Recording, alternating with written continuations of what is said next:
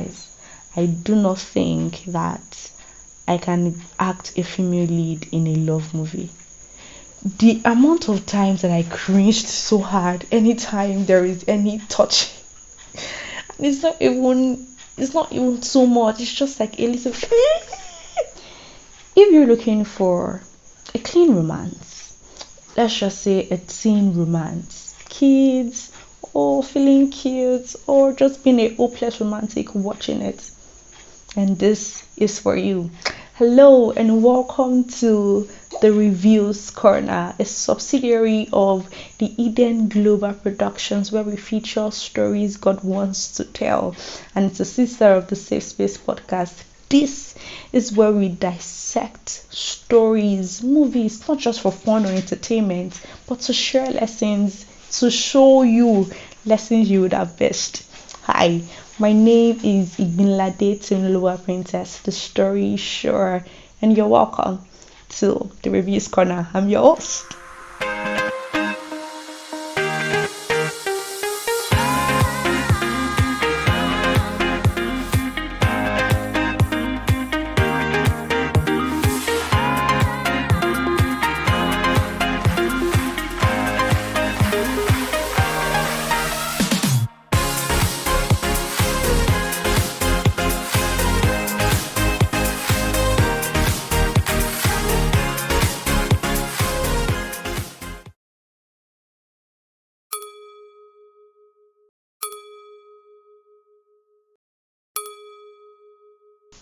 So, in today's episode of the Reviews Corner, I am going to be reviewing a very emotional impact story, one where it is produced by a very, very favorite of mine. Like, these people have been following them since my 100 level days. In fact, I would just say it. NEPTUNE3 Studios. I've been following them since my 100 level days. I'm talking about watching Best Friend in the World, which I was initiated into by a friend of mine who I was staying with, Opeyemi. If you're watching this, she was a big fan of them, and I remember using their song, Best Friends, oh let's not best friend too. That song, I used it for my then best friend to commemorate our friendship together and our birthday, and I've just been a fan of NEPTUNE3 Studios. I've been a fan of the Triple J, anything they do. I've been a fan of Jael, I've been a fan of Jamie, I've been a fan of JESI. I've just been a fan of their family, the girls, the sisters. And for a while, we lost touch. Not like I have contact with them, but I mean that with their productions. And I think for a while they took a break. And so, yeah, for a while we lost touch, nothing. And then I saw their latest series, Fashion Girl. I'm like, okay, what is this going to be about? I'm like, okay, I'm just going to watch it. And I waited my appetite with it. I'm like, I want more. And then I saw that they had produced a movie. I'm like, how did I not know about this? Immediately, I rushed to it. And the title of this movie that we're going to be reviewing today is Guli. Guli is such a very, very sweet movie, especially because I've been a fan of NEPTUNE3 Studios movies. I've been a fan of the Triple J movies and every of their creative works. And I'm so excited to talk about this movie with you guys. Okay, Guli is a story about a girl in Kaduna, and it opens up to her, facing life, just wishing for more and everything. And all of a sudden, she finds out that her mother is not a real birth mother. You know that thing where we always wanted to just wake up one day and we just find out that Dangote, or the richest man in the world, is our father. Yeah, sure. Not exactly like that, but not that. Anyway, she finds out that her mother is not a real birth mother. Dear Mr. Oscar, I am Ladi Mustafa, Abigail's sister. Remember her? I hope she was more than just a fleeting escape from your dull existence, because my sister was in love with you, and now she's dead.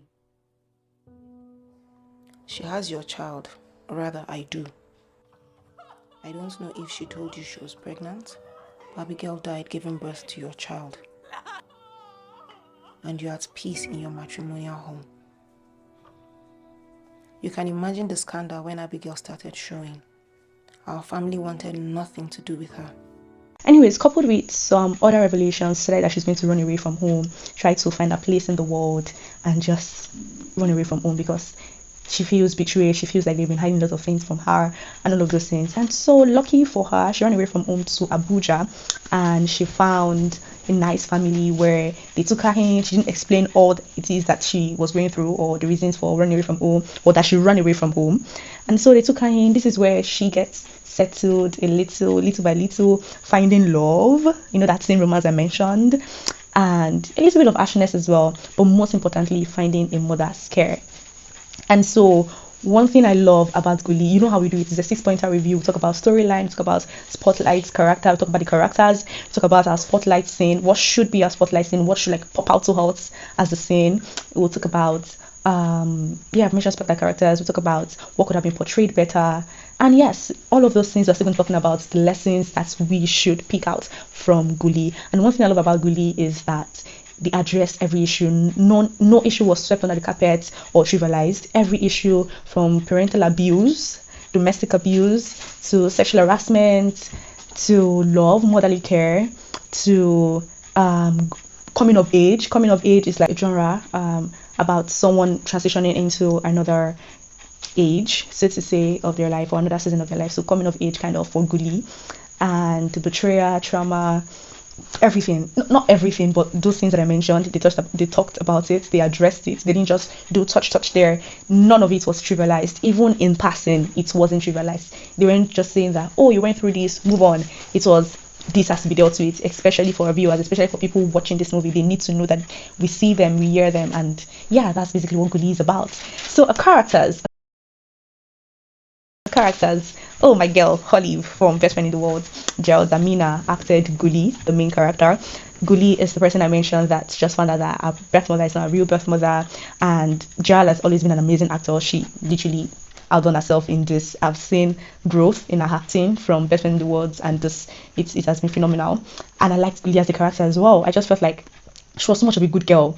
She was just so much of a goody two shoes. And I also like that she wasn't totally passive in her own life. She was not totally passive. Even when you think she was passive, she was trying to make things happen.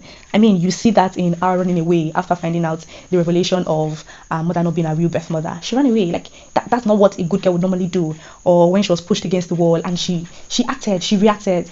And so I love that. In fact, we see her lying. We see her slapping her madam's daughter on the face. Or handouts, and then you act like you know us. Who the fuck are you? Where did you even come from? Your own mother must have known you'd be so insufferable. She chose death over living with you.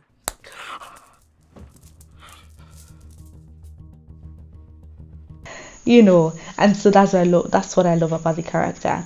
Then we see Anaya acted by Symphony Bozaya, and my god, she acted this stereotypical character of a Gen Z mixed with a sports brat, mixed with a teenager.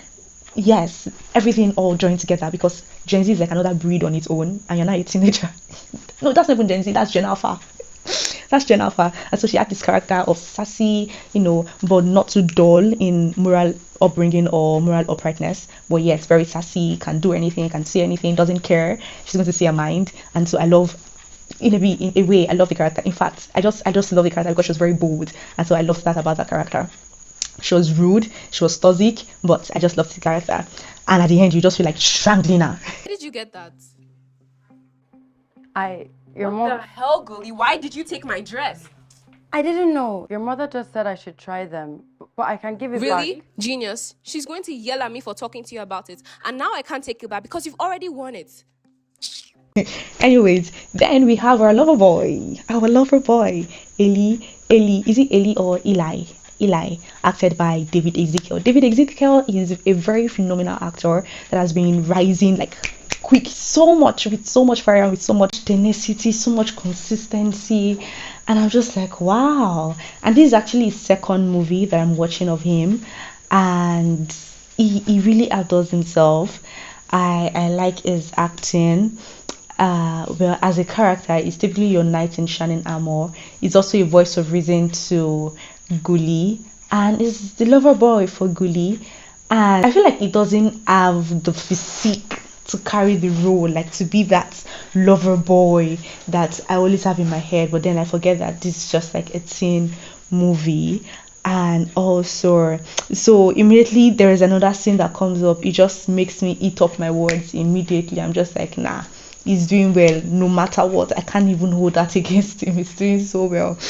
And in fact, in so many of his scenes with Guli, it has just assured me that guys, I do not think that I can act a female lead in a love movie. The amount of times that I cringed so hard anytime there is any touch, and it's not even so much. It's just like a You don't. little.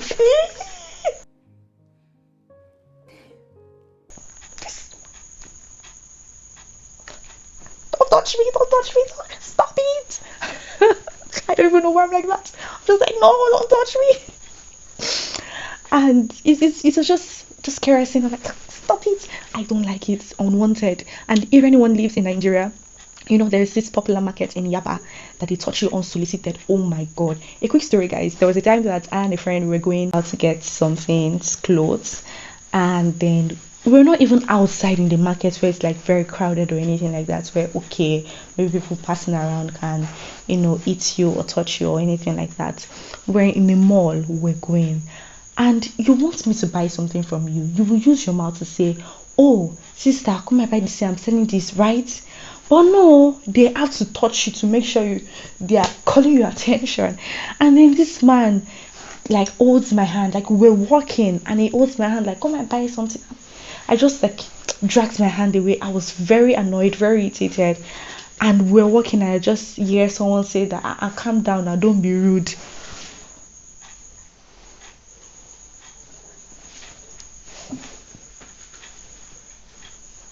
As how? What you mean don't be rude? Who is rude? Who is rude?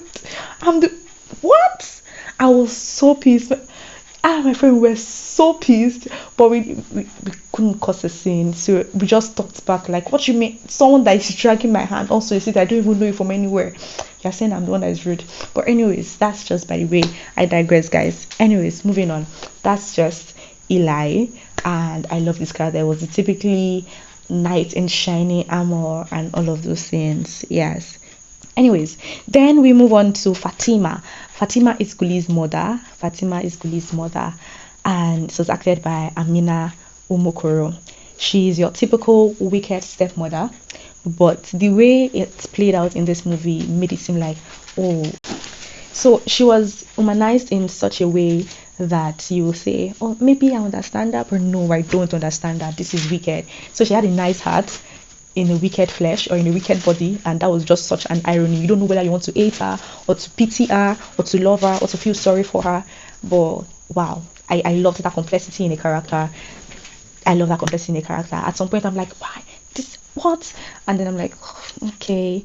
And oh my god, I love the character. She had this trait that is very general in our mothers, where they do emotional blaming or emotional manipulation, where they're like, okay, no problem, and then they feel sad, and you are the one to be blamed for making her feel that way, even though she is at fault. Be angry in peace. Guli. Please, mama.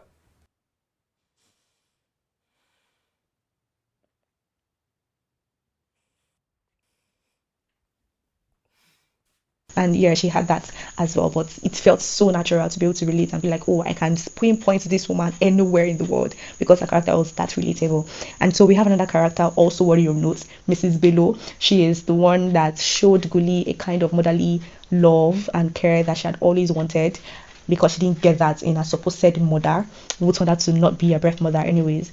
And so Mrs. Bello was an angel in disguise in this movie, and she is that rude girl's mother. And I'm wondering, how do you give birth to a daughter like this? But anyways, I love Mrs. Bello. So much. She was just very caring. She was like, you would not see it in today's world of anyone that would open up their doors to a total stranger and decide to just help them. Although she felt like she had to, or she needed to, because she had almost hit Guli while Guli was going up and down on the road. But Yes, Miss Below is just she's an angel in disguise, honestly. And she is the real knight in shining armor. A stereotype or archetype as a character as a philanthropist, a caregiver. And yeah, she's the real knight in shining armor. Anyways, let's move on.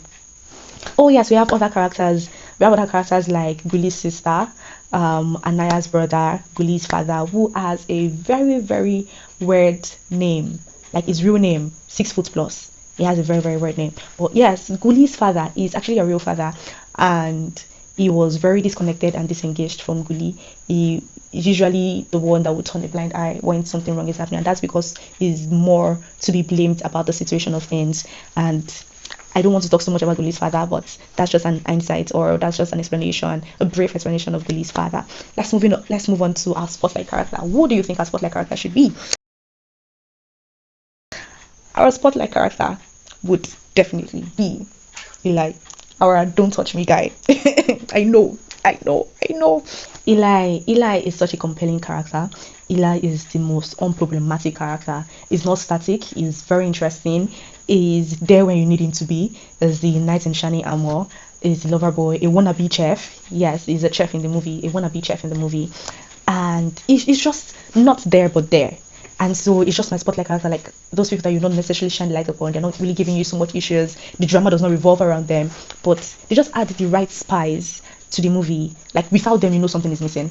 That's the kind of character Eli is. And yes, not my spotlight character, but we just have to mention Anaya. Anaya, like I mentioned, she's the rude, sassy girl, but our type is usually the softy, the ones that you would not necessarily.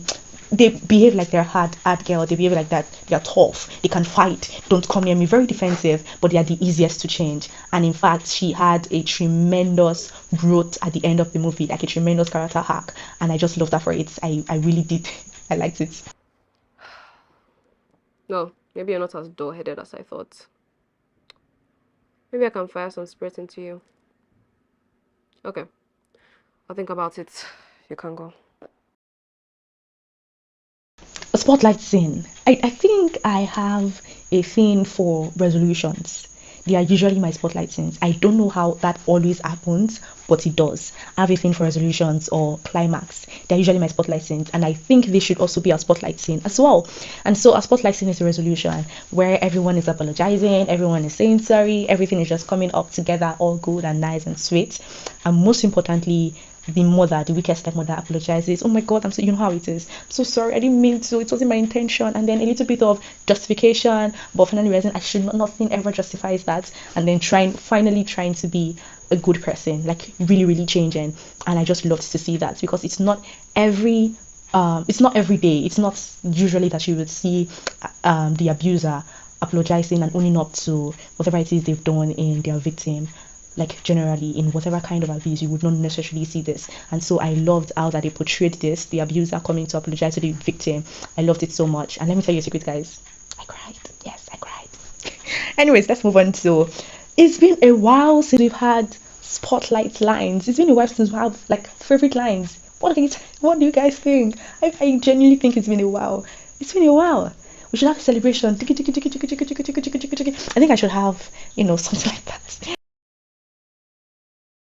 It's been a while, and so we have our spotlight lines, nothing serious, but one would have to be our knight in shining armor in action. I said those lines with him. Guys, can you guess those lines? Knight in shining armor. Don't even come near her. Don't touch her. And if I ever see you come near her again, don't ever speak to her. You know what? Don't even ever think about her. Don't even ever look in her direction. You're sick. And well, we could say no, it cannot be a spotlight scene. But yes, I loved the delivery of that lines. I love it. The delivery of that line, I love it so much. And he said it to someone like, oh my God, I want a knight in shining armor too. Yes, I want one. Anyways, another spotlight line, or our favorite line, is going to be that conversation. I cannot say it all. That conversation between Guli's aunt, maternal aunt, a real aunt, where she was talking to her about forgiveness and saying that nobody is worth a burning rage in her heart. I cannot claim to know what you went through.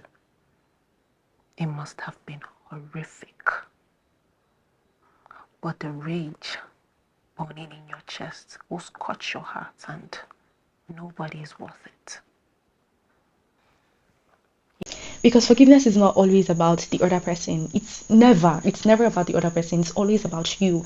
It's always about you growing past what it's not letting go and like moving on. It's just you attaining healing and wholeness, and not letting that hurt, be caged in your heart, that you cannot move past it, or you cannot grow past it, or create a trauma. Nobody is worth that at all. Nobody is worth that. Nobody is worth holding on to forgiveness or to hurt. Just forgive them and let go. You're not doing them a favor, you're doing yourself a favor. And so I loved that line that she said. Let's move on to what could have been portrayed better.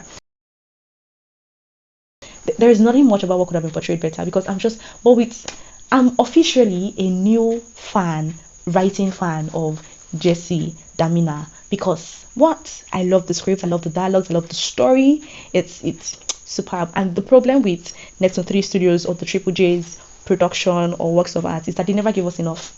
And I think that's just going to be my work would have been portrayed better. You didn't give us enough. We want more. Give us more. Bring Gates. We want more. Give us more. You always leave us hanging. I basically wanted more. And then they did a thing at the end where I feel like, well, it's not open-ended, but it was really, really lovely. It was lovely. So, Guli is the new, updated love of my life. And in fact, I don't need to rate it because I've not been rating movies so far, so I'm not going to rate it, but it is the new updated love of my life. I love the dialogues, I love the subtext, I love everything about the script. If you've watched Guli, what do you think about this review? What did you think about Guli? Have you watched Guli? Guli can be found on NEPTUNE3 Studios on YouTube here. I don't know if you caught the trend or the pattern. If you caught the pattern of the movies I've been reviewing so far, they are all here on YouTube, so that you can watch them immediately after watching this review, and you can find them immediately. There's no excuse to not watch them. This is not a promotion of their movie, but this is just what I love to do, talking about movies and stories that are really, really shaking, they're really moving, and I want you to watch them, and I want you to be blessed by them. I want you to learn from these movies as well. So subscribe to this channel, like this content, comment, share. They really, really keep me going. So please like, comment, share. Thank you so much for watching thus far. Thank you so much for your support. So your support is basically sharing this video and liking and watching till this very moment. All right, until next time, I remain your host, Igbilade Temilua Princess, the Storyshower. Bye. Ciao.